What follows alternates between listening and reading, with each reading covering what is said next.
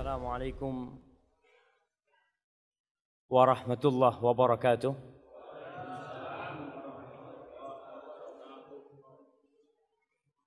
Alhamdulillah alladzi arsala rasulahu bil huda wa dinil haqq liyudhhirahu 'ala ad-din kullihi walau karihal musyrikun. Segala puji bagi Allah Jalla Jalaluh yang telah mengutus Rasulnya dengan petunjuk dan agama yang benar, dengan Al-Quranul Karim sebagai pedoman hidup umat manusia, dan dengan agama Islam sebagai satu-satunya agama yang diridhai oleh Allah Subhanahu wa ta'ala, agar Allah memenangkan agamanya di atas seluruh agama, walaupun orang-orang musyrik membenci hal itu.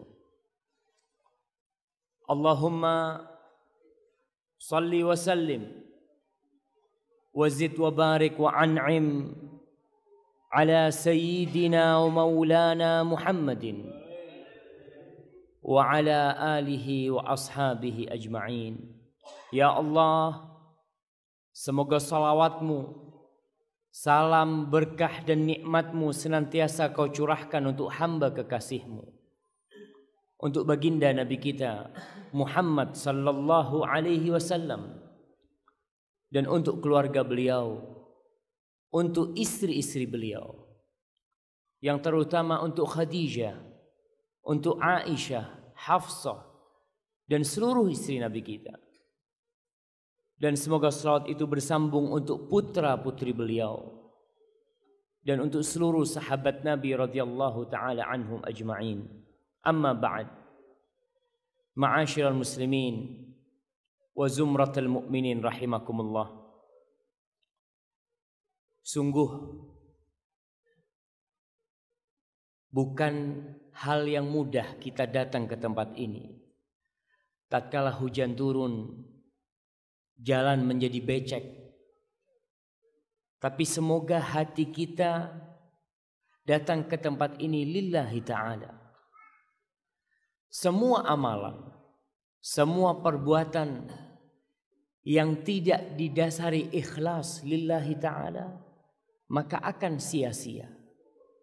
Walaupun membangun sebuah masjid, walaupun berangkat haji. Kita lihat berapa banyak jemaah haji yang berangkat tahun ini dari Indonesia. 200.000 lebih. Bahkan disebutkan 3 juta lebih umat Islam berkumpul di Padang Arafah. Tapi tidak semuanya diterima oleh Allah Subhanahu wa ta'ala. Allah mengatakan innama yataqabbalullahu minal muttaqin.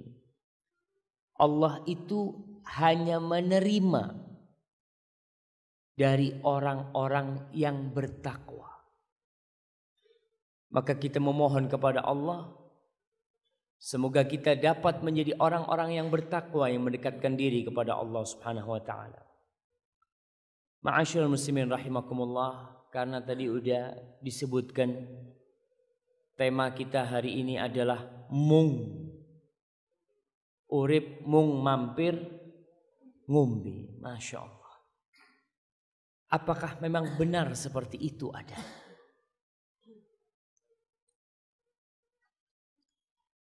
Orang yang berakal adalah orang yang memandang sesuatu sesuai dengan hakikatnya. Contohnya,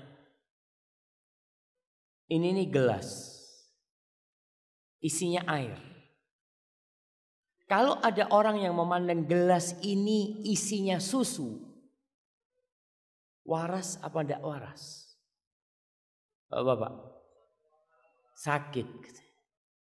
Mungkin dia buta warna. Orang yang melihat kambing, Masya Allah, kambing gemuk besar. Orang sekampung ngelihat itu kambing. Tapi ada orang datang dari Semarang, loh jarane kok gede. Kata dia, dilihat. Jaran, bukan kambing ini, jaran. Masya Allah. Begitu pula dengan kehidupan dunia ini. Berapa banyak orang yang salah memandang kehidupan dunia ini. Buktinya apa? Buktinya dia sibuk membangun rumah yang besar, yang mewah. Dia bangun perusahaan-perusahaan yang tidak bisa dibayangkan. Untuk apa dia bangun itu? Padahal dia tahu sebentar lagi dia pergi. Dulu orang kalau bangun rumah, Masya Allah, seminggu jadi. Gotong royong sama orang kampung, ini mau bangun rumah, bangun, selesai. Sekarang sebagian orang membangun rumah, bertahun-tahun dia bangun rumah. Nggak mari-mari. Mau ngerampung, mati. Subhanallah. Dia tinggalkan usaha dia. Maka ma'asyiral muslimin rahimakumullah, ketika kita yakin bahwa kehidupan kita ini hanya sebentar, kita akan jadi orang pintar. Karena kita akan menyikapi kehidupan ini dengan sikap orang-orang cerdas. Rasul sallallahu alaihi wasallam pernah suatu hari beliau bersama Abdullah bin Umar bin Khattab. Abdullah bin Umar bin Khattab. Sahabat Nabi yang terkenal. Sahabat Nabi yang kalau dengarkan nasihat dilakoni. Kita nih sering dengarkan khutbah Jumat. Sering dengarkan pengajian. Coba tanyakan kepada diri kita, berapa persen yang dilakoni? Jangan-jangan kedatangan kita ke majelis ilmu, datang khutbah Jumat, datang biasanya sudah khutbah kedua. Wis khutbah kedua datang turu man. Masya Allah. Dapat apa akhirnya kita? Padahal kita ini butuh nasihat. Kita butuh petua. Sebagaimana tubuh kita ini butuh makan, butuh beras. Tapi di dalam tubuh kita ini ada ruh. Yang kalau ruh itu dicabut, tubuh kita jadi bangkai. Maka nasihat-nasihat yang disampaikan seharusnya itu membuat kita semakin dekat kepada Allah Subhanahu wa taala. Abdullah bin Umar pernah mendengarkan sabda Rasul sallallahu alaihi wasallam. Nabi pernah mengatakan alaihi salatu wassalam kepada Hafsah. Hafsah ini istrinya Nabi, saudarinya Abdullah bin Umar. Dia mengatakan, ni'mar rajulu ibnu Umar. Lau kana yaqumu minal lail. Abdullah bin Umar ini orang yang baik banget. Kalau dia itu sholat malam. Maka sejak mendengar hadis itu, Abdullah bin Umar bin Khattab tidak pernah meninggalkan sholat malam. Kita dikasih amalan sama ustaz, dikasih amalan sama guru kita. Seharusnya kita amalkan lillahi ta'ala. Pada suatu hari Abdullah bin Umar cerita, akhadha Rasulullah sallallahu alaihi wasallam bimankibi. Rasul sallallahu alaihi wasallam memegang pundakku. Lalu beliau berpesan.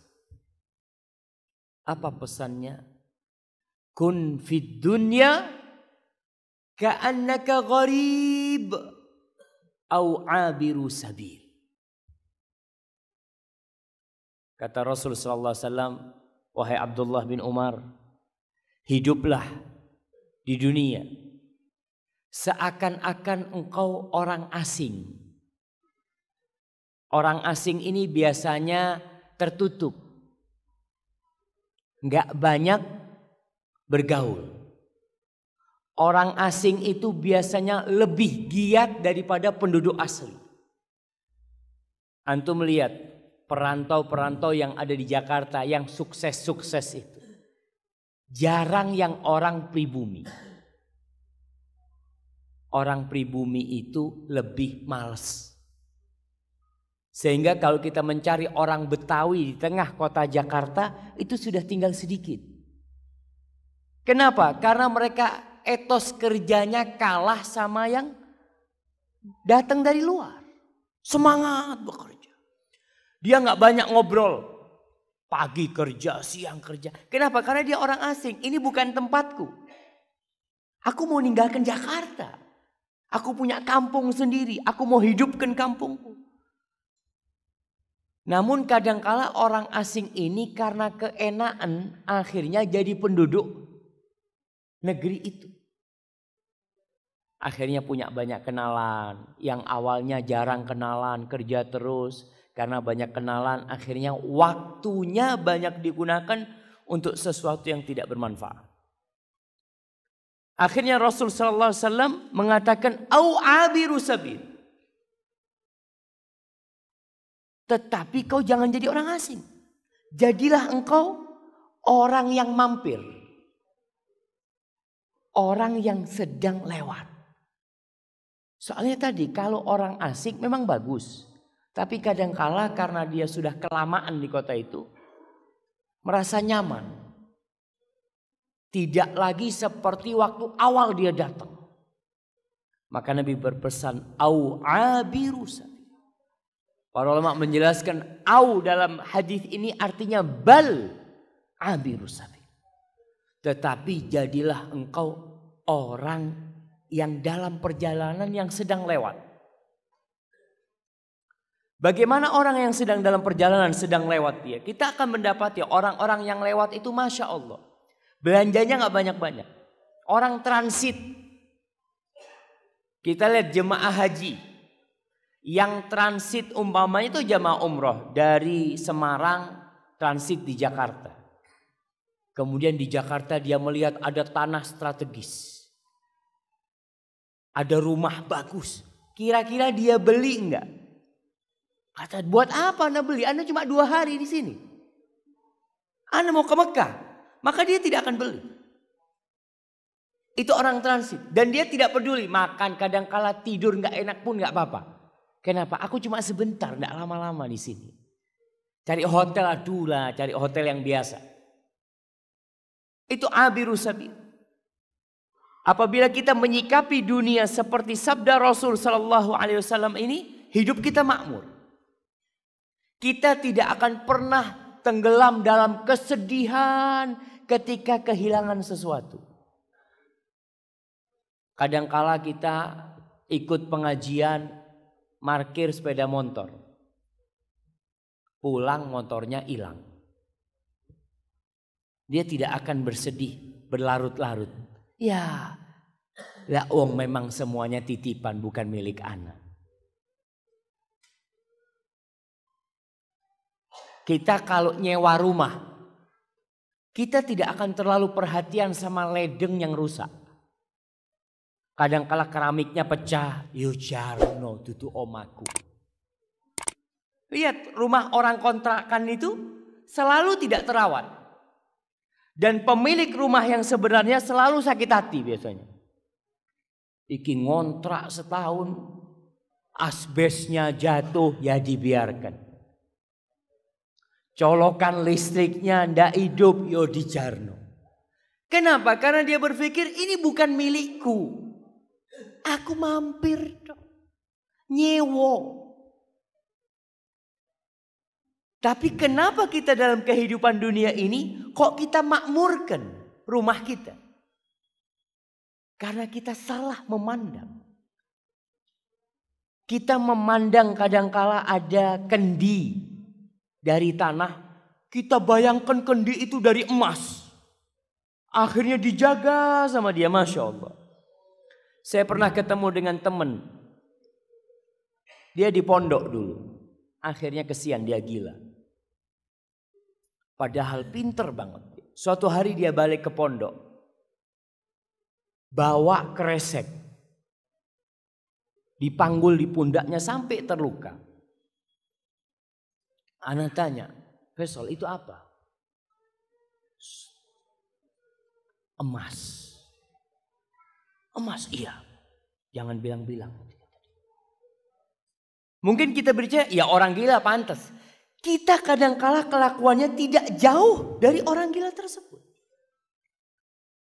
Apa yang kita lakukan? Kita menumpuk berbagai banyak harta, kita tumpuk, kita kumpulkan. Padahal kita yakin kalau itu semua akan kita tinggalkan. Yakin. Buktinya apa? Ya kita lihat sekarang yang kita miliki. Dulu miliknya orang. Tanah ini milik ini daerah sini. Ini miliknya siapa dulu? Oh fulan. Dulu orang kaya tuan tanah. Kemana dia sekarang? Gak ada. Tinggal cerita. Kita ini benar-benar orang mampir. Apa yang perlu dipersiapkan? Ya ke tempat tujuan aslinya. Kita mau kemana sebenarnya? Kita di sini cuma 70 tahun. Ya sudah kau siapkan 70 tahun. Setelah itu mati. Tapi kenapa orang bikin rumah yang kuat untuk 100 tahun? Padahal tahu umurnya tidak sampai 100 tahun. Rasulullah sallallahu alaihi wasallam beliau pernah menjelaskan ketika itu beliau tidur pakai tikar. Ya, pakaian orang Arab dahulu seperti ihram. Kadangkala terbuka selendangnya, akhirnya punggungnya kena tikar. Apa yang terjadi? Rasul sallallahu alaihi wasallam ada bekas tikar di punggungnya dan Umar bin Khattab masuk ke rumah Nabi alaihi salatu wasallam. Sedih Umar melihat kekasihnya, manusia terbaik yang Allah ciptakan sallallahu alaihi wasallam, manusia terindah yang pernah ada di muka bumi ini tidur dengan alas yang begitu kasarnya. Umar menangis. Dia mengatakan, ya Rasulullah, wahai Rasulullah sallallahu alaihi wasallam, engkau lihat raja-raja Persia bergelimang harta. Engkau lihat raja-raja Romawi hidup dalam kemewahan, sedangkan engkau ya Rasul sallallahu alaihi wasallam seperti ini. Lalu apa kata Rasul sallallahu alaihi wasallam? Beliau mengatakan, mali walid dunya. Mali walid dunya. Ada apa keperluanku sama dunia ini? Apa yang aku harapkan dari dunia ini? Innama mathali wa mathalud dunya kamathali rakibin qala fi dhilli syajaratin fi yawmin sa'ifin thumma raha wa tarakaha. Nabi SAW menjelaskan, apa sih kepedulianku sama dunia ini? Perumpamaanku dengan dunia ini seperti seorang pengendara. Yang dia itu qol. Qala ini artinya istirahat di siang hari. Qailulah. Dia tidur sebentar di bawah pohon itu. Panas ketika itu. Setelah itu pergi. Dunia ini hanya sebentar tempat orang itu tidur siang. Kalau istilah di judul kita, mau mampir ngombe. Selesai. Kita lihat orang yang mau ke Jakarta. Biasanya lewat mana mereka? Kalau supir-supir truk itu. Lewat mana? Pekalongan. Kadangkala malam hari mampir di warung. Dia bilang ngantuk, minta kopi. Dibikinkan kopi. Apakah setelah minum kopi dia tidur di tempat itu? Enggak. Apakah setelah minum kopi akhirnya dia bikin rumah di tempat itu? Tidak. Kenapa? Saya dalam perjalanan. Mau kemana? Mau ke Jakarta. Bukan di sini tempatku. Seperti inilah seharusnya seorang muslim memandang dunia ini. Allah subhanahu wa ta'ala berfirman. Di masa Fir'aun. Ketika Nabi Musa berdakwah. Orang-orang menolak dakwah Nabi Musa alaihissalam. Bahkan Nabi Musa bersama kaumnya diancam untuk dibunuh. Akhirnya ada satu orang yang masuk Islam.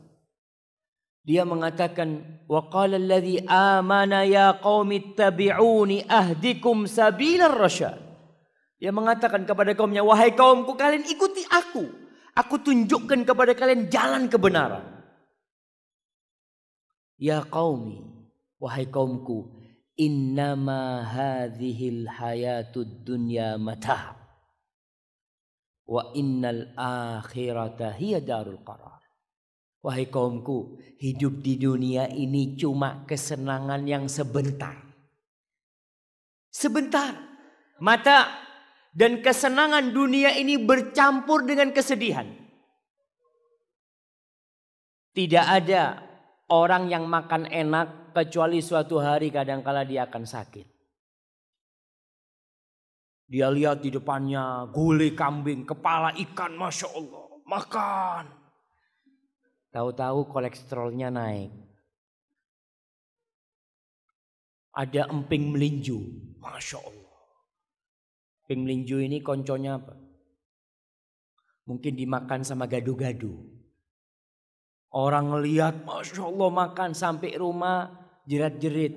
Bu, asam uratku kambuh. Itu kehidupan dunia. Tidak ada kesenangan di dunia ini yang terus kemudian tidak berhenti. Dan kita lihat, kebahagiaan kita itu sebentar. Contohnya, ketika orang itu dapat gaji, senang oleh gaji. Berapa jam dia senang? Sejam, 2 jam, 3 jam. Habis gitu mari. Selesai. Lupa dengan kesenangan. Sebagian orang anaknya sukses menjadi dokter. Bahagia orang tuanya. Berapa lama dia berbahagia? Sehari, 2 hari, seminggu. Setelah itu kembali. Dia lupa. Musibah silih datang berganti. Siapa yang tidak pernah dapat musibah di dunia ini? Siapa yang tidak pernah sakit? Itu kehidupan dunia. Dan kita cuma sebentar. Wal akhiratu innal akhirata hiya darul qarar. Tempat yang sebenarnya adalah di akhirat. Disitulah orang akan menetap selama-lamanya. Antum bisa bayangkan. Orang-orang ketika mereka di neraka. Mereka itu bertanya, berapa lama kita hidup di dunia? Kok moro-moro ono di neraka? Kata mereka, ya sekitar antara waktu duha. Ada yang mengatakan setengah hari, mereka mengatakan. Nggak lama. Rasul sallallahu alaihi wasallam menjelaskan a'maru ummati baina 60 wa 70. Umur umatku itu antara 60 sampai 70. Wa aqalluhum man yajuzu dzalik. Sedikit kata Rasul sallallahu alaihi wasallam orang yang lewat dari sana. Lewat 70. Coba di masjid ini yang lewat 70 berapa orang? Anak kasih hadiah. Yang umurnya di atas 70. Angkat tangan. 1. Nah. Iya. Nah, kayaknya yang ini dikasih sarung aja ya. Masya Allah. Baik, monggo Bapak yang umurnya 70. Masya Allah. Barakallahu fikum. Masya Allah. Tinggal 1 yang umur 70. Nah, ada lagi di situ. Monggo. Masya Allah. 1, 2, 3. Oh. Masya Allah. Umur berapa Pak? Masya Allah. Fadal, fadal. Monggo. Barakallahu fikum. Amin. Barakallahu fikum. Baik. Kayaknya hadiahnya tinggal buku nanti dibagikan. Yang umurnya 70 nanti ambil hadiah dari panitia. Karena mereka orang langka. Perlu dilestarikan. Betul. Diuri-uri. Apa diuri-uri ini? Masya Allah. Kata Rasul sallallahu alaihi wasallam sedikit yang umur 70. Biasanya orang kuno. Dan kebanyakan kita lihat sekarang orang umur 50 mati. 60 sudah mati. Dan tanda-tanda hari kiamat akhir zaman itu adalah kathratu mautil fajah. Banyak orang mati mendadak. Nggak sakit, nggak apa, mati. Tadi naik sepeda motor, tadi main bola, tadi ngobrol sama anak, tadi sorenya sudah mati. Karena inilah kehidupan dunia. Antara 60 sampai 70 itu umurnya umat Rasul sallallahu alaihi wasallam. Sedikit yang lewat dari sana. Andai kata ada orang yang umurnya 100 tahun dibandingkan dengan 1 hari di surga, 1 hari di akhirat. Apa kata Allah Subhanahu wa taala? Wa inna yawman 'inda rabbika ka'alfi sanatin mimma ta'uddun. Kata Allah Subhanahu wa taala, sesungguhnya 1 hari di sisi Rabbmu itu sama dengan 1000 tahun dalam perhitungan kalian. 1 hari. Kita hidup 70 tahun itu dibandingkan dengan akhirat cuma berapa jam? Subhanallah. Tapi kita sampai hari ini masih sibuk ngumpulkan dunia, lupa kenapa kita hidup. Allah Subhanahu wa taala berfirman, "Wa ma khalaqtul jinna wal insa illa liya'budun." Tidaklah aku ciptakan bangsa jin dan manusia kecuali untuk satu tujuan, mengabdi kepadaku. Bukan ngelompokno dunia, bukan. Bukan memperkaya diri, bukan. Islam tidak melarang kita untuk kaya, tidak. Bahkan Rasul sallallahu alaihi wasallam mengatakan, ni'mal malus salih lirrajuli salih. Sebaik-baiknya harta yang baik itu di tangannya orang yang soleh. Rasul tidak memungkiri sahabatnya kaya raya, tapi ingat tujuannya bukan mengumpulkan harta. Allah mengatakan, wabtaghi fima ataka Allah ad-darul akhirah wala tansa nasibaka minad dunya. Dengan apa yang Allah berikan kepadamu, carilah akhirat. Tapi jangan lupa engkau hidup di dunia, butuh ongkos, secukupnya kita. Berapa yang kita butuhkan dalam kehidupan dunia, itu yang kita kumpulkan. Tapi tujuan utama kita adalah mengabdi kepada Allah Subhanahu wa taala. Ma'asyiral muslimin rahimakumullah. Kita tiap hari masuk masjid berdiri gini. Masuk rumah berdiri gini. Tapi akan datang suatu saat kita masuk masjid seperti ini. Datang waktunya. Kita dikeluarkan dari rumah bukan dalam kondisi berdiri. Kapan? Ketika ajal itu datang. Dan tatkala ajal itu datang, apa sih yang diinginkan manusia? Allah berfirman, hatta idza jaa ahadahumul maut qal. Sehingga tatkala ajal datang kepada mereka, kita ini sekarang hidup, Allah kasih waktu bagi kita untuk hidup, untuk mengabdi kepada Allah. Sebagian orang mensia-siakan waktunya. Ketika datang ajal mereka, apa yang dikatakan oleh hamba ini? Qala rabbirji'un. Ya Allah, kembalikan aku ya Rabbku. Balik no sebentar. Untuk apa? La'alli a'malu salihan fima taraktu. Ingin beramal soleh. Nggak ada kebayangan itu rumahku belum selesai. Aku ingin menyelesaikan bangunan rumahku. Itu perusahaanku masih banyak keuntungan yang belum dihitung. Nggak ada. Yang diinginkan cuma la'alli a'malu salihan fima taraktu. Ma'asyiral ikhwah rahimakumullah. Kalau kita tidak memanfaatkan waktu ini, maka waktu itu akan berbahaya buat kita. Makanya Abdullah bin Umar ketika mendapatkan nasihat dari Rasul sallallahu alaihi wasallam, dia mengatakan, wa kana Ibnu Umar yaqul, idza amsayta fala tantadhir as-sabah wa idza asbahta fala tantadhir al-masa. Kalau kau pagi hari masih hidup, mau beramal, ojo ngenteni sore.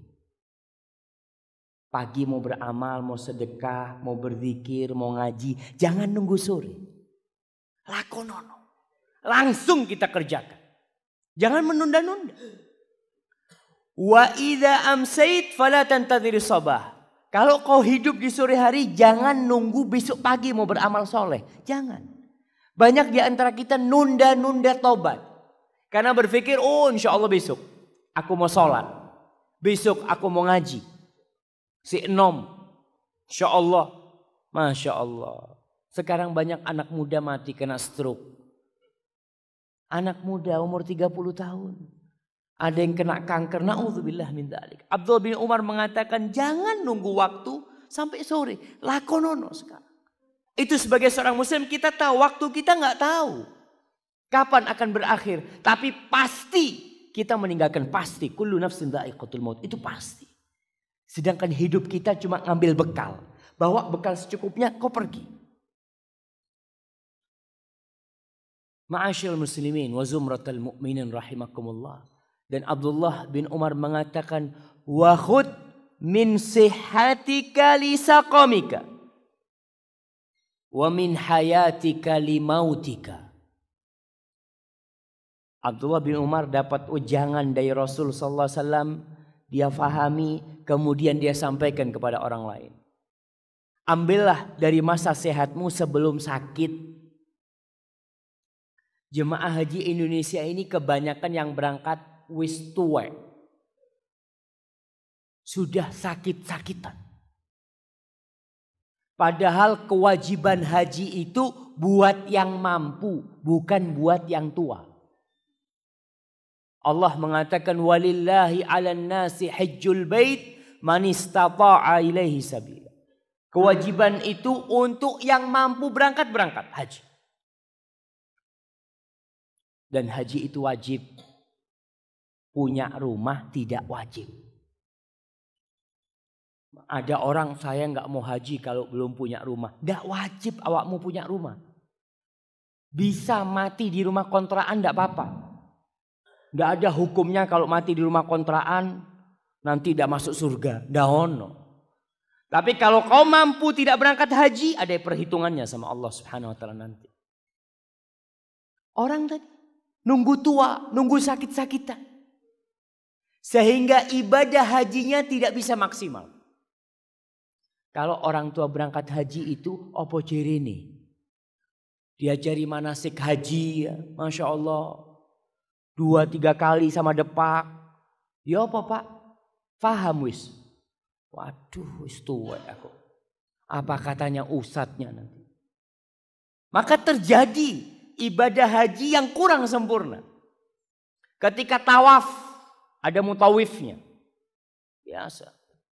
Mutawif karena sudah lama di Mekah pakai bahasa Arab ngomongnya. Ada yang telepon. Bosnya telepon. Tanya, "Kaif halak?" "Alhamdulillah." "Kaif sihatak?" "Alhamdulillah." Yang di belakang amin. Amin. Apa nih amin? Lo ini berdoa, bukan berdoa, itu ngomong sama majikannya ini. Karena faktor ilmu. Maka Abdullah bin Umar mengatakan, "Khud, kau kalau lagi sehat berangkat haji." Apalagi sekarang kita lihat. Banyak orang-orang sudah mampu tidak berangkat haji. Ngenteni opo? Apalagi sekarang kalau daftar tahun ini berangkatnya tahun berapa? Tahun 32. Jadi kalau sekarang daftar umurnya 40 tahun berangkat umur berapa? Berapa? Berapa jemaah? 16 tahun apa? Nunggu 16 tahun sekarang. 20? 26 tahun. Masya Allah. Tinggal ditambahkan. Abdullah bin Umar mengatakan kau kalau sudah punya keinginan baik kerjakan. Dan kerjanya syaitan selalu berusaha menunda-nunda. Rasul SAW cerita kalau orang tidur itu syaitan baca mantra. Dia mengikat 3 buhul tali. Dia membaca 3. Alaika lailun tawil. Alaika lailun tawil. Alaika lailun tawil. Malam yang panjang buat engkau. Malam yang panjang buat engkau. Berapa banyak di antara kita yang bangun jam 3 mau sholat malam. Oh masih lama. Tidur lagi sebentar 5 menit. Tidur 5 menit. Bangun 3:30. Enggak mau sholat malam. Masih belum. Nantilah cukuplah 15 menit untuk sholat witir. Sampai bangun wis adzan. Sering kita menghadapi seperti itu. Alaika lailun tawil. Itu mantranya iblis. Dan kita harus memerangi hal itu. Hidup kita cuma sebentar jamaah. Wa khudh min hayatika limautik. Ambil dari kehidupanmu untuk kapan? Untuk kematian. Karena kita bakal mati. Dan tatkala kita mati, siapa yang ngantarkan kita ke kuburan? Orang sak kampung, iya Masya Allah. Keluarga kita, anak, Masya Allah. Semangat ngantarkan bapaknya ke kuburan. Kenapa kok semangat? Ya Alhamdulillah, mulai dulu warisannya aku tunggu. Kalau bapak masih hidup, tidak bisa bagi warisan. Oke, keluarga bersedih. Berapa hari bersedih?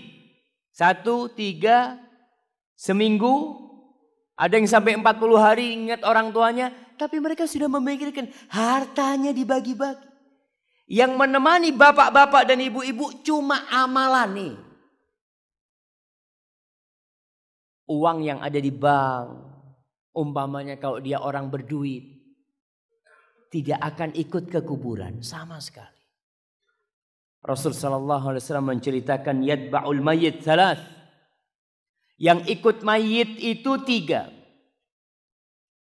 Maluhu wa ahluhu wa amaluhu. Fayarji'ul ithnan wa yabqa wahid.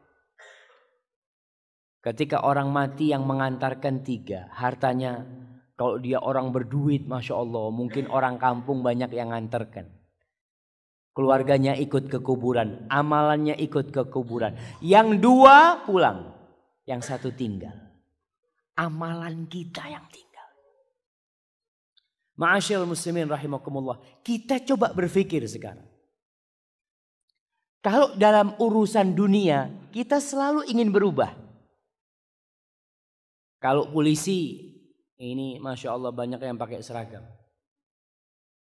Kalau yang pangkatnya 3 strip, dia berharap bagaimana suatu hari jadi bintang. Yang pangkatnya bintang 1, dia berharap suatu hari jadi bintang 3. Kalau bisa bintang 4, terus ada harapan seperti itu. Yang pegawai negeri, yang jadi bawahan, ada harapan suatu hari dia naik jadi atasan. Yang kerja ikut orang, kepingin suatu hari punya usaha sendiri. Untuk urusan dunia kita ingin berubah untuk jadi lebih baik. Tapi pernahkah kita berpikir dalam urusan akhirat kita untuk jadi lebih baik? Pernahkah kita berpikir, mosok aku dari kecil sampai sekarang hafalan Qur'annya cuma qul huwallahu ahad, qul a'udzu birabbil falaq, qul a'udzu birabbin nas. Pernahkah dia berpikir, ya bagaimana aku bisa nambah hafalannya? Jarang. Yang ada nambah gajinya, iya. Kalau untuk urusan sholat, ya Allah. Aku ini sholat dari dulu cuma 5 waktu. Kepingin aku nambah sholat qobliyah sama ba'diyah. Karena katanya yang menjaga 12 rakaat sehari semalam, banallahu lahu baitan fil jannah. Allah akan membangunkan bagi dia rumah di surga. Nambah dia, ada perubahan. Itu seharusnya seorang muslim lakukan. Yang selama ini sholat di rumah, setiap hari sholat 5 waktu di rumah. Apa enggak kebayang kepingin sholat di rumah Allah? Kapan sih aku sholat di rumah Allah? Masa di rumah terus? Ilmu, pernahkah kita berpikir dari dulu saya ini sholat, kira-kira sholatku ini sudah benar apa belum? Coba tanyakan. Karena kita tuh jangan sampai mati ternyata salah kabeh. Kenapa? Kita nggak belajar dulu. Al-Masih alaihissalam, Isa alaihissalam, dia pernah memberikan nasihat mengatakan, u'buruha wa la ta'muruha. Dunia ini kalian lewati, cepat kalian lewati. Dan jangan kalian makmurkan, gak perlu kalian memakmurkan dunia ini. Yang perlu dimakmurkan itu adalah kuburan kita. Coba kita berpikir, nanti saya masuk kuburan itu, apa yang saya bawa ke dalam? Sholat yang 5 waktu. Puasa di bulan Ramadan. Zikir dan wirid kita. Bacaan Quran kita. Dan Isa juga pernah mengatakan, memberikan wasiat Nabi Isa alaihissalam. Man dzalladzi yabni ala maujil bahar. Siapa di antara kalian yang membangun di tengah-tengah ombak? Lalu dia mengatakan, zakat dunia, itu kehidupan dunia. Semua yang kita bangun, subhanallah jamaah, akan kita tinggalkan. Terus bagaimana kita harus menyingkapi dunia ini? Allah subhanahu wa ta'ala membuat sebuah permisalan di surat Al-Kahfi.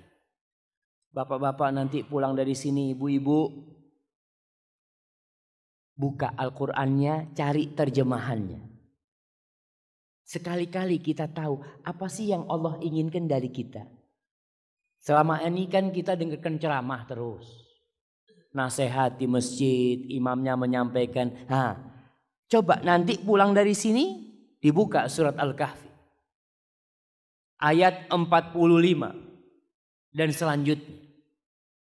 Allah di situ menggambarkan bagaimana kehidupan dunia ini yang sebenarnya.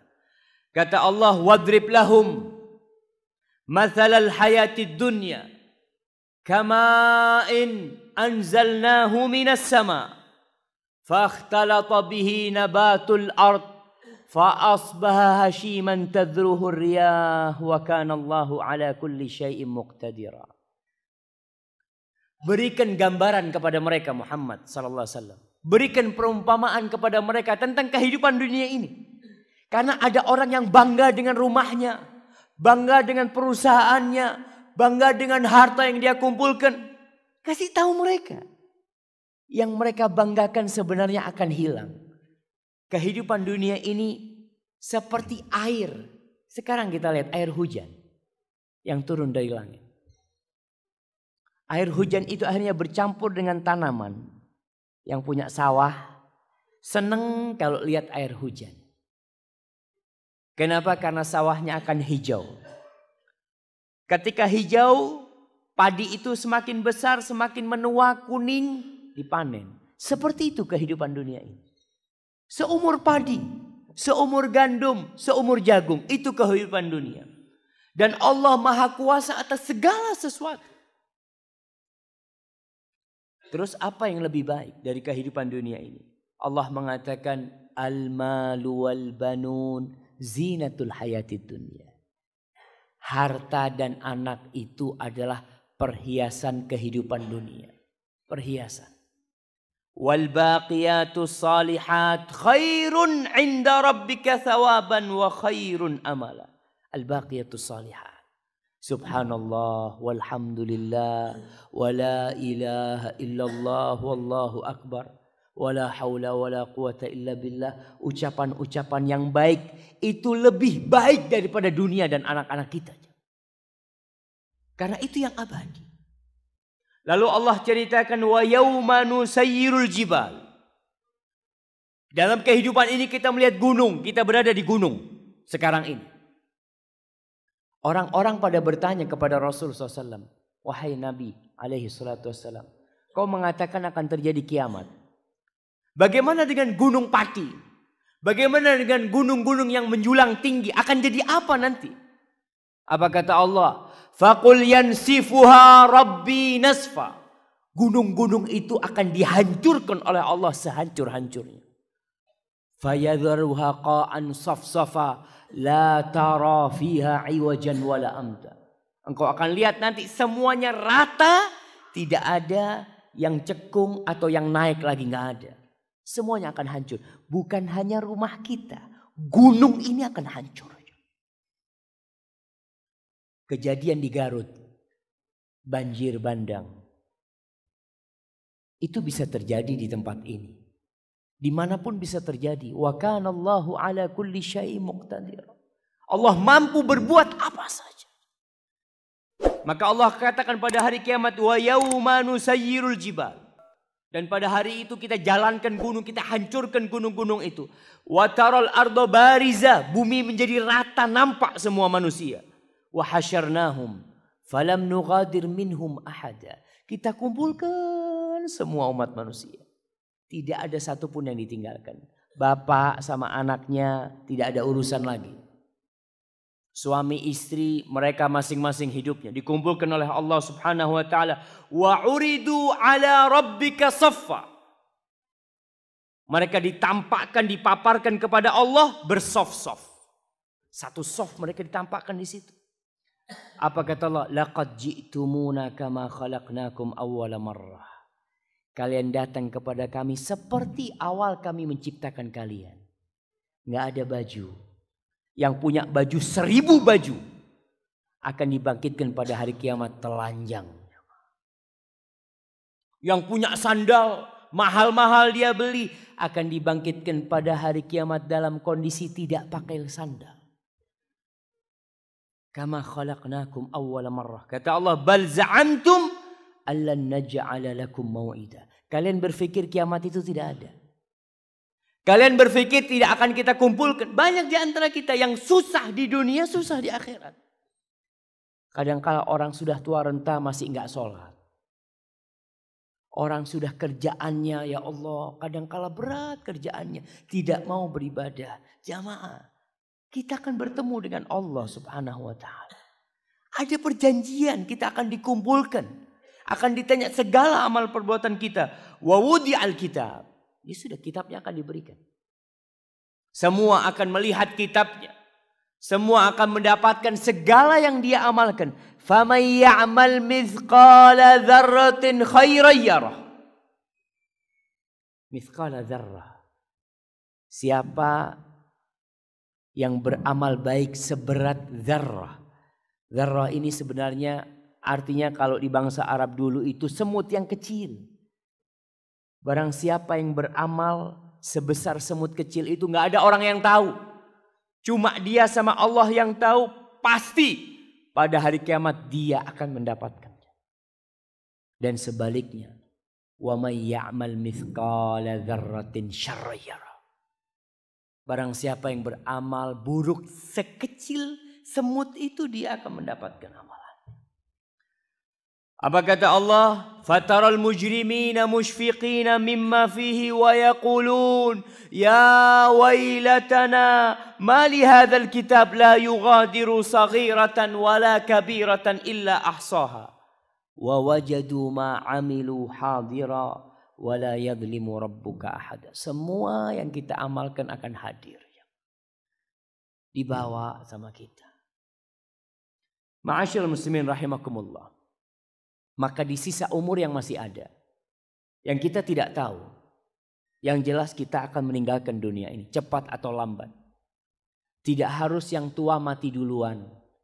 Kadangkala mbahnya hidup, cucunya sudah mati. Kadangkala bapaknya hidup, anaknya sudah meninggal dunia.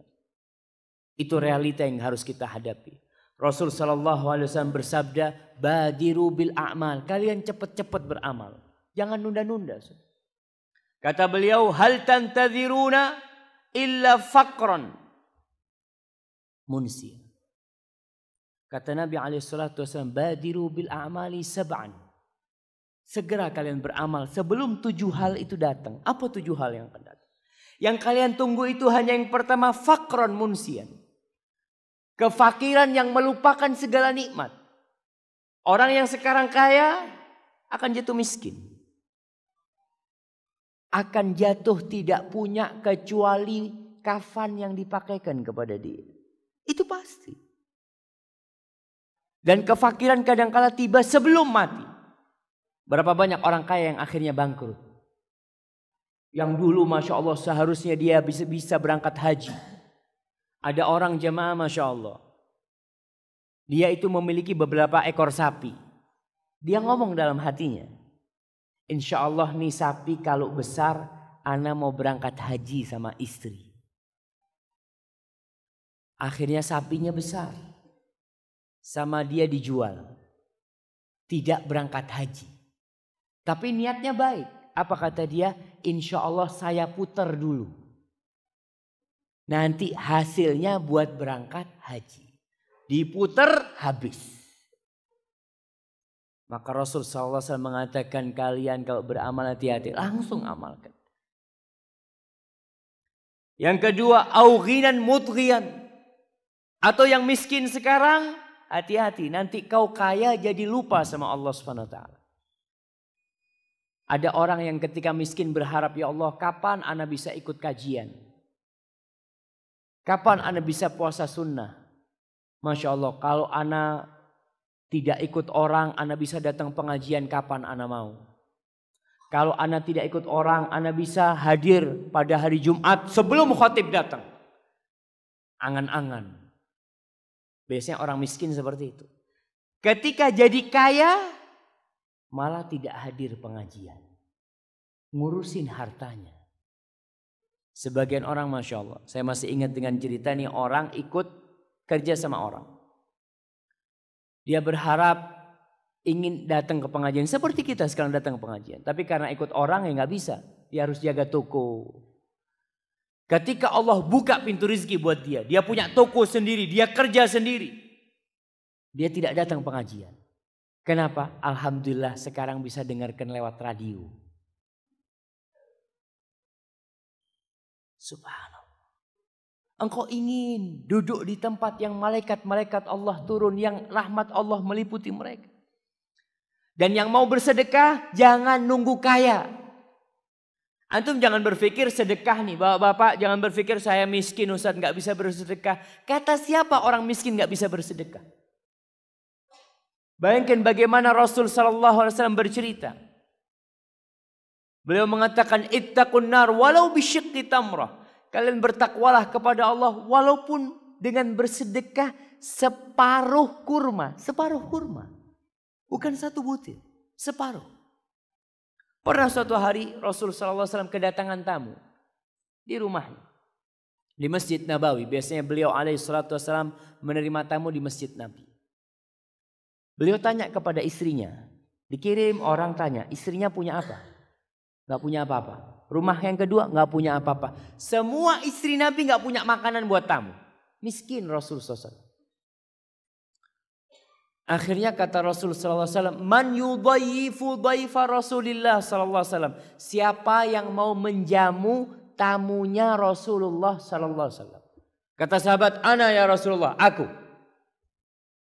Dibawa nih habis sholat isya, tamunya dibawa ke rumahnya. Sang suami ngomong sama istrinya, Dek, ini tamunya Rasulullah SAW. Tolong kau jamu. Apa kata istrinya? Mas gak punya apa-apa. Kecuali makanannya anak-anak. Buat mereka berdua gak ada. Ini makanan punya anak-anak. Apa kata suaminya? Gini, kau bikin anak-anak itu tidur. Anak-anak kadang-kala ya kalau diajak main sampai ngantuk lupa makan dia sampai tidur. Nanti ketika tamunya datang kau suguhkan makanan itu lalu kau pura-pura memperbaiki lampu. Lampunya dari minyak. Lalu kau matikan lampunya. Akhirnya si tamu makan yang lainnya pura-pura makan. Padahal mereka tidak makan. Sedekah. Jangan nunggu kaya. Kita ini kalau punya uang 1.000, sedekah 500 bisa apa enggak? Oh gampang 500 rupiah. 50% sedekah. Kalau punya uang 10.000, sedekah 5.000 bisa apa enggak? Bisa lah, cuma 5.000. Semakin kita kaya nih, ini perbandingan. Ketika kita miskin, kita sedekah 50% harta kita gampang. Tapi semakin kita kaya, kita punya uang 1 juta. Sedekah 500.000 mulai berat. Ciaken 500.000. Padahal sama dengan ketika uang dia 10.000. Ketika dia 10.000 sedekahnya 5.000. 5.000 ini setengah hartanya. Ketika dia punya uang 100 juta. Bisa dia sedekah 50 juta. Mulai ana mau musyawarah dulu sama istri. Ketika uangnya 1 miliar. Bisa dia sedekah 500 juta. Padahal sama dengan 5.000 ketika uang dia 10.000. 50%. Ketika dia sedekah 500 juta. Sisa uangnya berapa? Sama kayak dulu. 50%, 500 juta. Tapi mungkin dia sholat istikharah. 500 juta terlalu banyak Ustaz. Hati-hati. Kau beramal sekarang sudah. Dan biasanya orang kaya mulai sibuk ya. Macam-macam. Yang ketiga kata Rasulullah SAW. Au maradhan mufsida. Apa yang kau tunggu dalam beramal? Kau nunggu sakit. Banyak orang ketika sakit baru sadar. Ketika sehat, Masya Allah, tidak pernah ke masjid. Ketika sehat, tidak pernah sholat. Ketika sakit, ya Allah, aku kepingin ke masjid. Kemana engkau dulu ketika dikasih sehat? Kepingin puasa sunnah Senin Kemis. Ketika sakit dia berharap kapan aku puasa sunnah. Maka sekarang beramal ketika sehat. Jangan nunggu sakit. Kemudian yang kelima. Yang kelima apa yang keempat? Yang keempat. Au haraman mufannida. Sebelum engkau jadi tua sepuh, sekarang beramal. Orang kalau sudah sepuh tadi kita katakan jemaah haji yang berangkat haji sudah sepuh. Ibadah hajinya kadangkala tidak bisa sempurna. Karena haji ini ibadah fisik. Selain ibadah harta dan hati, ibadah fisik. Lempar jumroh, tawaf, sa'i. Bayangkan sa'i itu jalan, satu kali sa'i itu kira-kira 700 meter. Dikali 7. Berapa jemaah? Kira-kira 4 kilo ya. 4 kilo lebih. Orang itu sa'i. Kita kalau sudah tua dapat 100 meter istirahat. Dapat 200 meter istirahat. Yang lain yang muda-muda Masya Allah. Bisa datang mencium Hajar Aswad. Bisa sholat di makom belakang makom Ibrahim. Bisa sholat di Hijr Ismail. Karena muda. Yang tua orang iso. Sebagian jemaah haji itu akhirnya ke Masjidil Haram. Padahal di Mekah mereka itu 30 hari. Kira-kira. Dia hanya ke Masjidil Haram 2 kali. Kenapa? Karena takut tersesat. Wis tua. Ada jemaah haji yang Masya Allah. Sudah tua sombong. Dia berangkat dengan 30 rombongan.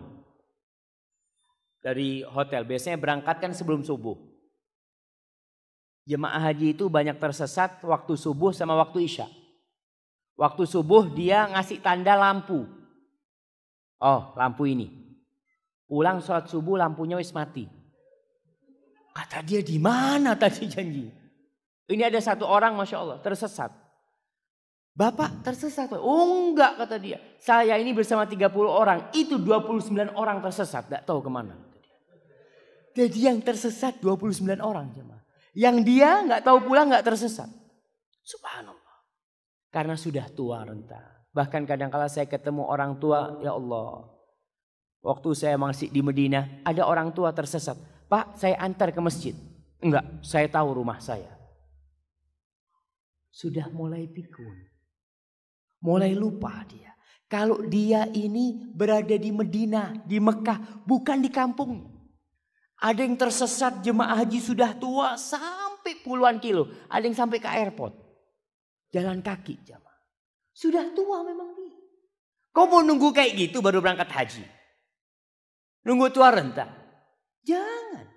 Sebagian orang ngomong, Ustaz, ana belum tobat Ustaz.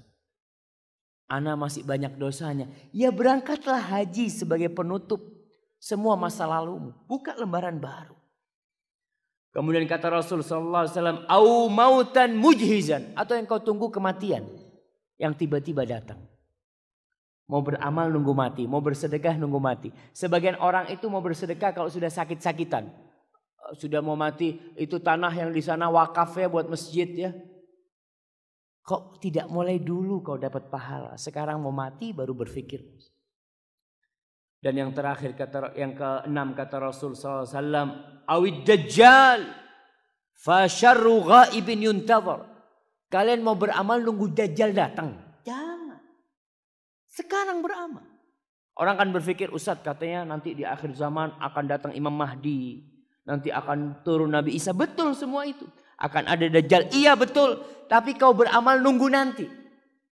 Mulai sekarang kau beramal. Dan yang terakhir kata Nabi alaihissalatu wassalam, awis sa'ah fassa'atu adha wa amar. Atau kau nunggu kiamat. Baru mau beramal. Dan kiamat itu lebih menakutkan jamaah. Maka ma'asyiral muslimin rahimakumullah. Kita ini cuma sebentar waktu kita, tidak lama. Manfaatkan waktu kita dengan baik. Yang sudah tua renta duduk berpikir. Kira-kira anak ini apa dosa-dosa yang dulu anak lakukan. Minta ampun sama Allah Subhanahu wa taala. Amalan-amalan wajib yang ditinggalkan lakoni sekarang. Berusaha untuk jadi lebih baik. Dan jangan sibuk mikirin rumahnya. Keramiknya mau ganti. Nggak apa-apa kalau mau ganti keramik. Tapi jangan lupa juga ganti keimananmu untuk menjadi lebih baik. Hadza wallahu a'lam bishawab, jemaah. Itu yang bisa kita kaji pada kesempatan kali ini. Semoga bermanfaat buat kita sehingga kita bisa menyikapi dunia ini dengan benar. Tidak tertipu. Tidak akhirnya dibohongin sama iblis, sama syaitan. Padahal semua yang kita kumpulkan bakal kita tinggalkan. Dan Allah mengatakan alhaakumut takatsur hatta zurtumul maqabir. Kalian ini terpedaya dengan memperbanyak-banyak harta. Sampai kapan? Sampai mati. Kalau mati saat tahu bahwasanya hartanya ternyata dia tinggalkan semuanya. Hadza wallahu a'lam bishawab. Kita masuk kepada sesi tanya jawab. Kalau ada yang ingin bertanya. Naam, tafadhal. Sebelumnya saya memastikan kepada jemaah semuanya, kalau bertanya bisa menggunakan SMS atau WA di nomor 085 640 858 339. Sekali lagi di nomor 085 640 858 339. Kemudian yang berada di dalam masjid itu bisa, misalnya sudah di kelas, bisa menulis dan nanti kemudian dihubungkan kepada panitia. Terima kasih. Bisa pertanyaan pertama. Nah. Bismillah. Assalamualaikum Ustaz. Kalau hidup cuma sebentar saja, apakah tidak boleh mempunyai cita-cita menjadi kaya dan memiliki banyak perusahaan dengan tujuan agar bisa membantu memberi lapangan pekerjaan untuk orang lain? Terima kasih. Masya Allah. Iya, pertanyaan yang sangat menarik sekali ya. Karena hidup ini sebentar, apa nggak boleh kita punya cita-cita memiliki perusahaan yang banyak sehingga bisa menampung orang, sehingga bisa memberikan manfaat kepada orang? Nggak apa-apa.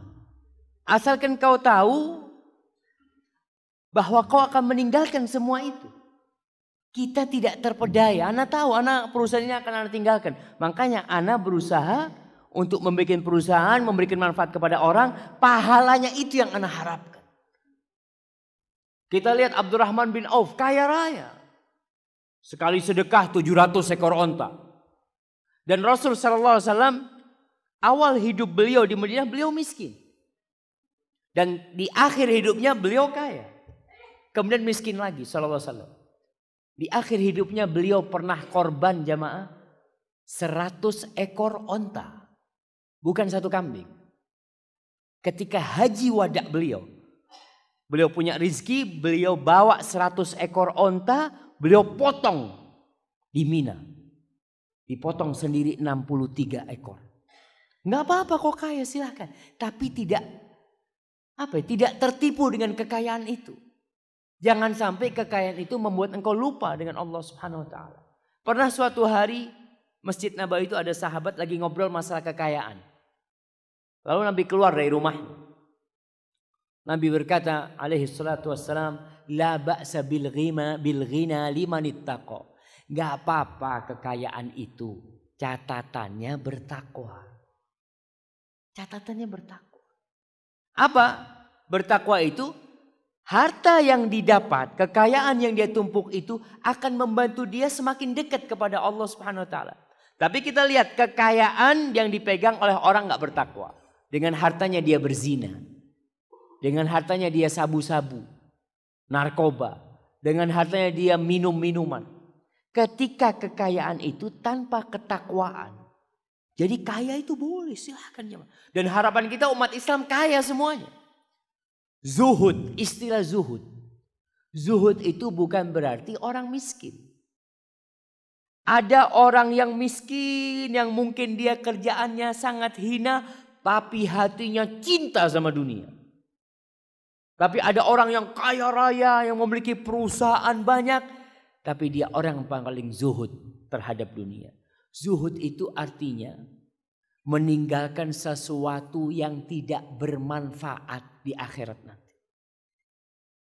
Kalau kekayaan ini bermanfaat, kalau saya buka perusahaan 1, 2, 3 bermanfaat buat akhirat kita, ini orang yang zuhud. Karena dengan dia kaya raya dia bisa bangun masjid. Dia bisa bangun pesantren. Dia bisa menampung anak yatim. Dia bisa berbagi dengan masyarakat. Dan ini sebagai sarana dan bukan tujuan. Tujuan kita tetap akhirat, jemaah. Dan kita tahu semuanya bakal mati. Coba tunjukkan orang paling kaya se-Semarang.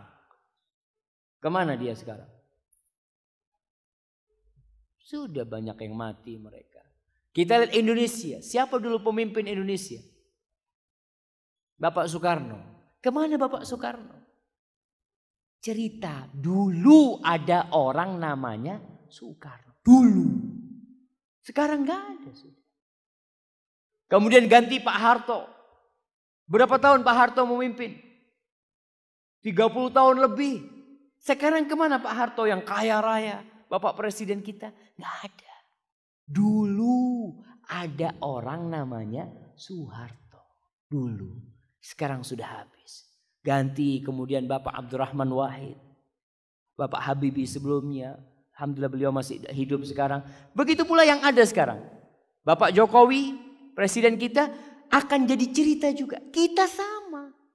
Dulu pernah ada orang kaya namanya Fulan. Berarti semua ini hanya sarana. Nanti akhiratlah kehidupan yang sebenarnya. Jadi silahkan kaya. Harapan anak semua yang ada di masjid ini jadi orang kaya yang bertakwa. Tiap orang paling tidak punya tabungan 1 miliar lah. Amin. Masya Allah. Kalau suruh amin jemaah. Nah, barakallahu fikum. Pertanyaan kedua. Assalamualaikum Ustaz. Jika seorang muslim sholat, tetapi dalam sholatnya selalu bersifat dunia di benaknya, atau sholatnya tidak khusyuk karena urusan dunia sudah menutupi hatinya, bagaimanakah hukum sholatnya itu?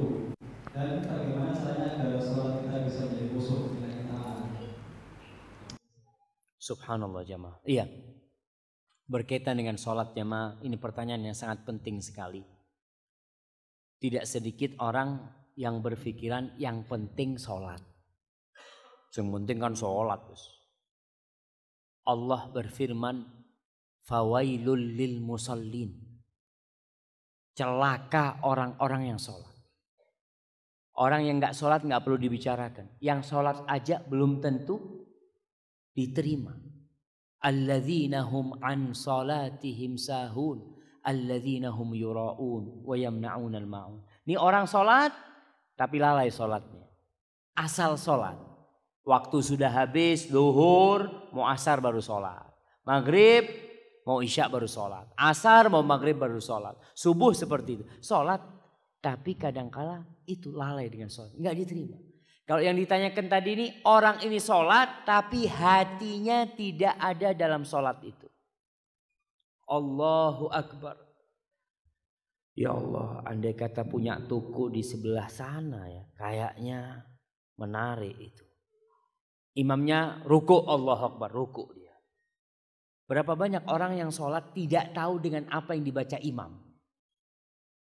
Coba kita selesai sholat, assalamualaikum, tanya, imam tadi rakaat pertama baca surat apa?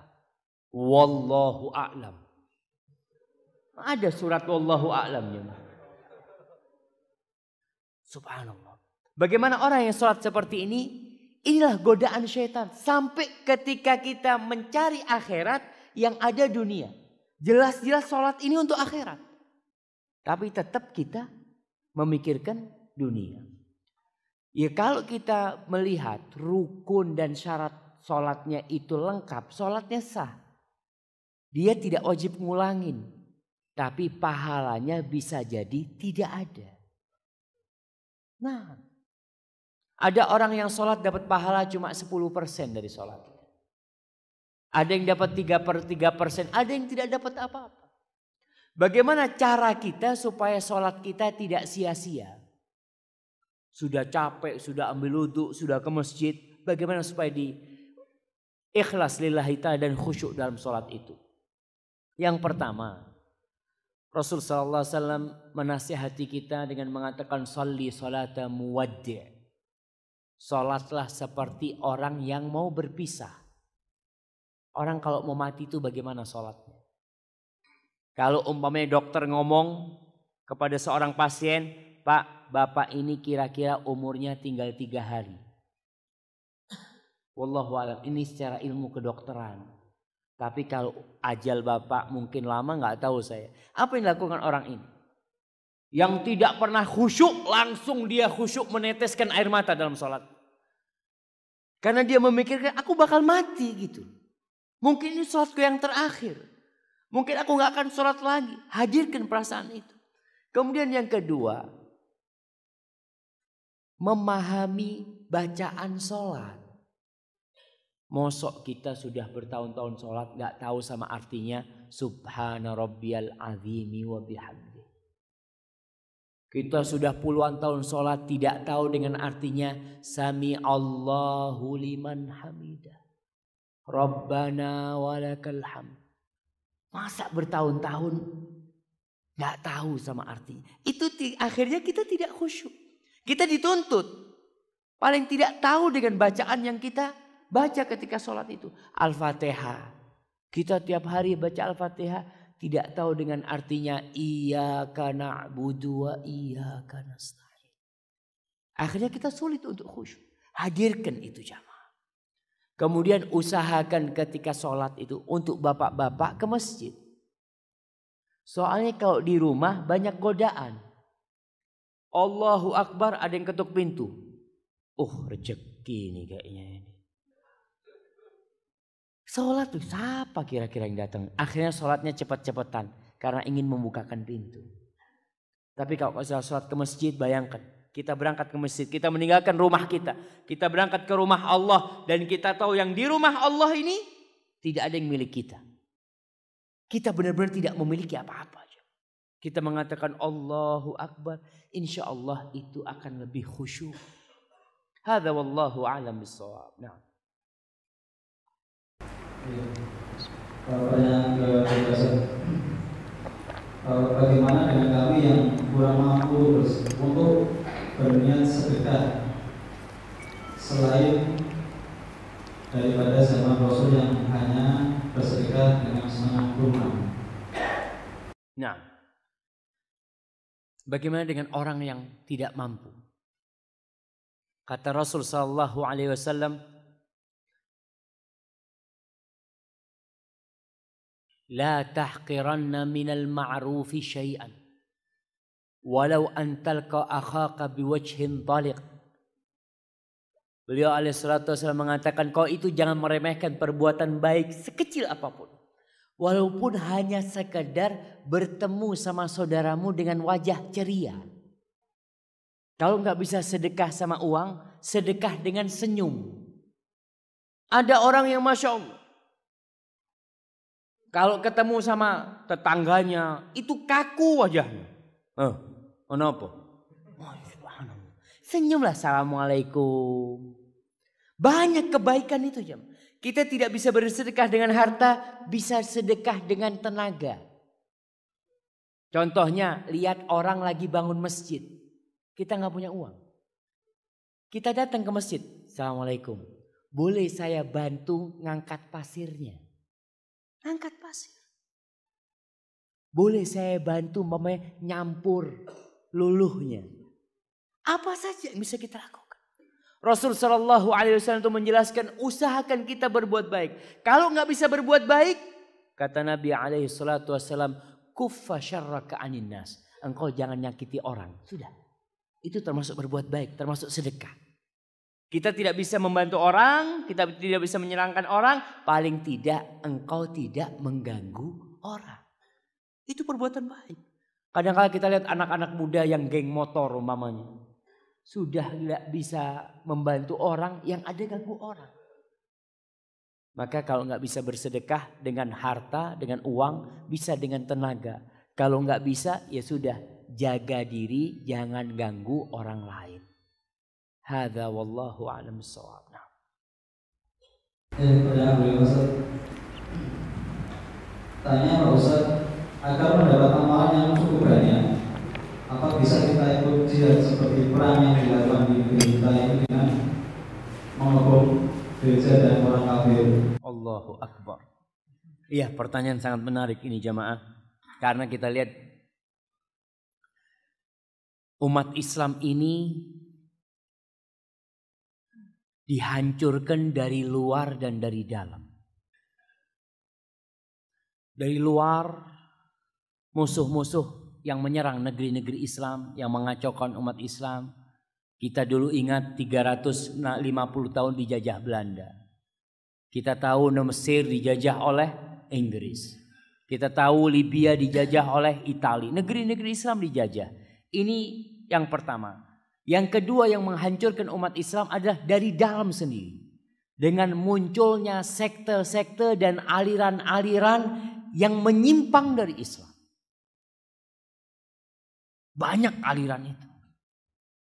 Oleh karena itu Rasul sallallahu alaihi wasallam pernah menceritakan umatku itu akan berpecah belah menjadi 73 golongan. 73 golongan. Kata Rasul sallallahu alaihi wasallam. Kulluha finnar illa wahida. Semuanya di neraka kecuali satu. Para sahabat tidak tanya tentang yang 72. Enggak. Mereka bertanya yang selamat siapa? Apa kata Nabi SAW? Humul jamaah. Mereka adalah al-jamaah. Satu kelompok dari umat Rasul SAW yang berada di atas kebenaran. Dalam riwayat lain Nabi SAW mengatakan makanu ala mithli ma ana alaihi al-yawm wa ashabi. Mereka yang mempraktekkan Islam, mengamalkan Islam seperti yang aku amalkan bersama sahabatku pada hari itu. Jadi Islamnya Rasul SAW dan para sahabatnya. Muncul istilah Ahlus Sunnah wal Jamaah. Tapi semuanya sekarang mengklaim Ahlus Sunnah wal Jamaah.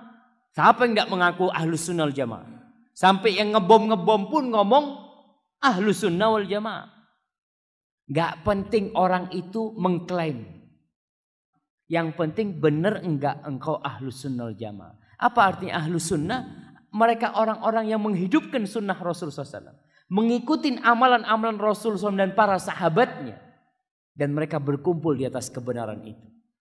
Salah satu sekte yang berbahaya, yang merusak dan mencoreng citra Islam adalah Al-Khawarij. Al-Khawarij ini kaum pemberontak sebenarnya dahulu. Mereka sudah muncul di zamannya Utsman bin Affan. Di zamannya Utsman bin Affan, apa yang dilakukan oleh orang Khawarij? Mereka membunuh Utsman bin Affan. Bayangkan, sahabat Nabi dibunuh. Sama orang-orang Islam, iya. Islam mereka. Kemudian di zamannya Ali bin Abi Thalib muncul orang-orang Khawarij. Lagi. Salah satu tokohnya namanya Abdurrahman ibn Muljam. Atau Muljam. Dia itu membunuh Ali bin Abi Thalib. Dan dia membunuh Ali mengharapkan masuk surga. Antum bisa bayangkan. Membunuh sahabat Nabi yang dijamin masuk surga. Mengharapkan masuk surga. Inilah pemikiran. Orang kalau sudah rusak pemikirannya. Dia akan gampang mengkafirkan. Pemerintah kafir. Kenapa? Karena hukumnya taghut. Terus polisinya juga kafir. Karena kerja di pemerintahan yang kafir. Berarti yang kafir darahnya halal. Kalau gitu bunuh. Si enak. Kau nanti ngebom, mati, masuk surga. Kalau cara kayak gitu masuk surga kayaknya semua bakal ngebom diri. Bunuh diri semua. Apalagi yang punya utang banyak. Aduh aku iso nyaur utang. Bismillah. Nih bomnya pasang. Subhanallah jamaah. Islam tidak mengajarkan hal itu. Membunuh orang kafir. Nih kafir. Bukan Islam yang dianggap kafir. Yang kafir asli. Tidak dalam kondisi perang. Rasul SAW menceritakan. Beliau berkata. Man qatala mu'ahadan. Barang siapa yang membunuh orang kafir yang ada perjanjian dengan umat Islam. Orang kafir mungkin hidup di negeri Islam. Atau orang kafir ada perjanjian damai dengan umat Islam. Orang Islam lalu membunuh orang kafir itu. Dengan harapan masuk surga. Apa kata Rasul SAW? Lam yaruh raihatal jannah. Dia tidak akan mencium baunya surga. Jangan masuk surga. Nyium baunya surga tidak. Maka orang-orang yang berpikir berjihad dengan cara seperti itu, inilah karena pendidikan agama rendah di Indonesia. Dan kebanyakan yang ikut aliran seperti itu anak-anak muda. Yang memang gak pernah sekolah agama dengan benar. Anak SMA. Ya. Dan ini PR kita bersama. Dan pemerintah kita memerangi mereka tidak hanya dengan kekuatan. Karena kalau cuma memerangi pemikiran itu dengan densus umpamanya. Orang ini mati yang dibunuh terorisnya itu. Tapi pemikirannya tetap ada di orang-orang. Maka dengan pengajian-pengajian seperti ini kita jelaskan bagaimana manhaj ahlus sunnah wal jamaah. Tidak mudah-mudah mengkafirkan. Orang yang masuk Islam dengan jelas maka tidak bisa dikeluarkan dari Islam kecuali dengan cara yang jelas pula. Para ulama sudah menjelaskan tentang kelompok Khawarij ini. Mereka orangnya ahli ibadah. Nabi SAW menjelaskan tentang orang Khawarij dulu itu. Apa kata Nabi SAW? Tahqiruna salatakum ma'a salatihim. Salatnya kalian kalau dibandingkan dengan salatnya orang Khawarij, salat mereka lebih banyak. Bacaan Quran mereka lebih banyak. Tapi bacaan itu tidak sampai kepada hati mereka. Cuma sampai kerongkongan. Maka kenapa kita diperintahkan untuk kembali kepada ulama-ulama ahli sunnah wal jamaah. Jangan sampai kita salah milih. Diklaim bahwasanya ini jenggot. Hati-hati, jenggot ini teroris. Subhanallah. Kalau kita lihat ulama-ulama Indonesia yang dulu-dulu rata-rata semuanya pakai jenggot. Karena Rasul sallallahu alaihi wasallam pakai jenggot. Dan itu bukan ciri-ciri teroris, enggak. Namun media memang menggambarkan Islam itu keras. Islam itu bukan rahmatan lil alamin. Ini buktinya. Ini mereka ingin memojokkan Islam sebenarnya. Islam itu rahmatan lil alamin. Dan kita yang ngerti harus menunjukkan ini loh Islam yang sebenarnya. Maka pertanyaan tadi yang mengatakan ada sebagian yang mungkin dengan ngebom sana ngebom sini. Dia berpikir dia bisa masuk surga. Jangan dulu. Kau belajar. Jihad memang benar disyariatkan. Allah memerintahkan dalam Al-Quranul Karim qatilul musyrikin. Kalian bunuh orang-orang musyrik. Kalian bunuh orang-orang kafir. Ada dalam Al-Quranul Karim. Tapi bagaimana penerapannya? Itu yang kita harus pelajari. Nabi SAW tinggal di kota Madinah sama orang Yahudi. Tetangganya orang Yahudi. Umar bin Khattab. Siapa yang membunuh Umar bin Khattab? Siapa jemaah? Anda kasih hadiah. Siapa yang membunuh Umar bin Khattab? Abu Lu'lu'lah. Apa agamanya? Majusi. Hidup di mana dia? Di Madinah. Hidup di Madinah. Orang Majusi. Haknya dikasih, hak hidup. Dan tidak dibunuh oleh Umar bin Khattab radhiyallahu ta'ala anhu. Islam itu cinta damai. Kapan Islam itu berperang? Ya kalau Islam disakitin, Islam diperangin, Islam memerangi. Ketika dihalangin Islam dari menegakkan kebenaran, Islam baru berperang. Dan ada syarat-syarat dan rukunnya. Itu yang tidak dipelajari atau difahami oleh sebagian saudara-saudara kita dari kaum muslim. Ya doakan mereka. Sekarang ini untuk menakut-nakuti orang, pokoknya kalau nggak senang hati-hati teroris. Belum tentu teroris.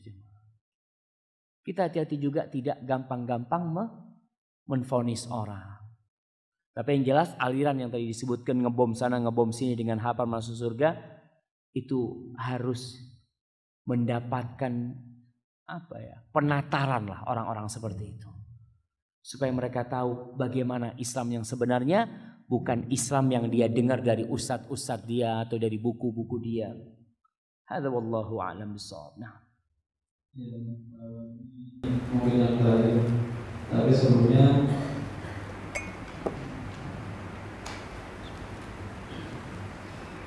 ada permintaan doa dari jemaah kita. Bismillah, mohon doanya dari Ustaz dan jemaah untuk adik sepupu saya yang non muslim. Karena banyak keingin saudara saya tentang Islam, saya membawa dia di pengajian malam ini. Semoga Allah memberikan daya kepadanya. Amin. Subhanallah jemaah.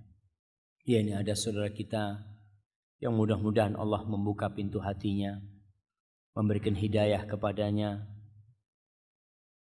dan menjadikannya orang yang istiqomah di atas agama Allah Subhanahu wa taala. Dan tidak sedikit orang yang baru masuk Islam, tapi karena petunjuk dari Allah dia lebih Islam daripada orang yang lahir Islam. Maka semoga Allah membuka pintu hatinya sehingga dia bisa bersyahadat, mengakui bahwa tiada yang berhak disembah kecuali Allah dan Muhammad sallallahu alaihi wasallam adalah utusan Allah SWT. Barakallahu fikum. Ya, Ustaz. Pak Ustaz, saya hidup dengan nenek. Setiap ada azan, saya disuruh untuk merawat nenek dulu. Antara sholat dan merawat nenek, mana yang harus didahulukan? Sedangkan saya dan nenek sama-sama mau menjalankan sholat. Terima kasih. Assalamualaikum warahmatullahi wabarakatuh. Waalaikumsalam warahmatullahi wabarakatuh. Ini anak laki. Anak laki apa anak perempuan? Masya Allah ya. Para jamaah, di antara pintu surga yang paling dekat sama kita adalah orang tua kita. Dan tentunya yang di atas orang tua kita, nenek kita, juga sepangkat dengan orang tua kita. Mana yang harus kita dahulukan sekarang? Ketika azan, apakah anak berangkat ke masjid atau anak merawat nenek, wudu, nenek karena mau sholat, anak juga kepingin sholat. Bagaimana yang harus dia lakukan? Dia sebenarnya bisa merawat neneknya dan tetap sholat berjamaah ke masjid. Bagaimana caranya? Sebelum azan sudah dirawat neneknya. Dia ngomong, soalnya kan kadang-kala kita itu baru siap-siap sholat kalau dengar azan. Padahal ada waktu sudah. Kita tahu nih, oh 5 menit lagi nih mau azan. Ngomong sama neneknya. Nek, ini 5 menit lagi mau azan, Nek. Biar nenek sholat tepat waktu dan ana juga bisa sholat di masjid. Nenek sekarang ya, ana rawatin pelan-pelan. Insya Allah mau neneknya. Sehingga nenek pun tepat waktunya akan lebih awal lagi. Karena sebelum azan dia sudah siap. Daripada setelah azan, dan kita tahu masjid-masjid kita ini ya mudah-mudahan ke depan bisa lebih baik ya. Banyak masjid-masjid kita yang komatnya cepat. Orang di rumah ini baru ambil wudu, kadang-kadang kan dengar azan. Dengar azan, oh iya, dia ambil wudu, rumahnya lumayan jauh. Sampai masjid, wassalamualaikum.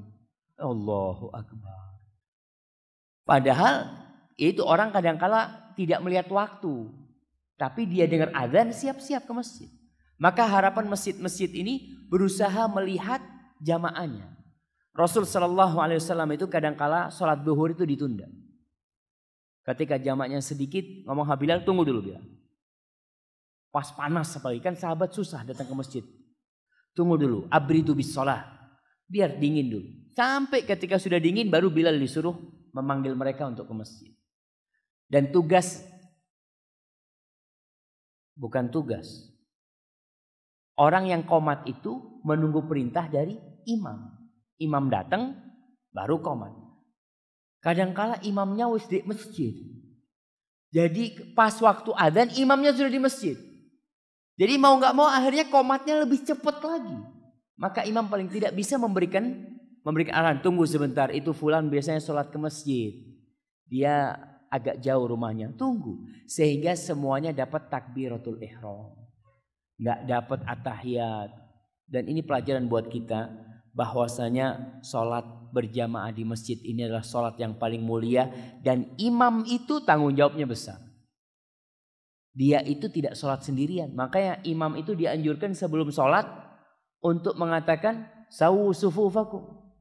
Bukan masuk tahun sholat padahal belakang masih kacau. Apalagi anak-anak kecil. Kadangkala anak kecil itu Masya Allah. Ditaruh di saf kedua. Nggak apa-apa taruh saf kedua. Tapi jangan sendirian. Anak kecil kalau di saf kedua sendirian Masya Allah. Kita ingat dulu waktu kecil. Apa? Surung-surungan. Yang di depan nggak tahu le anak tidak sembahyang dek buri.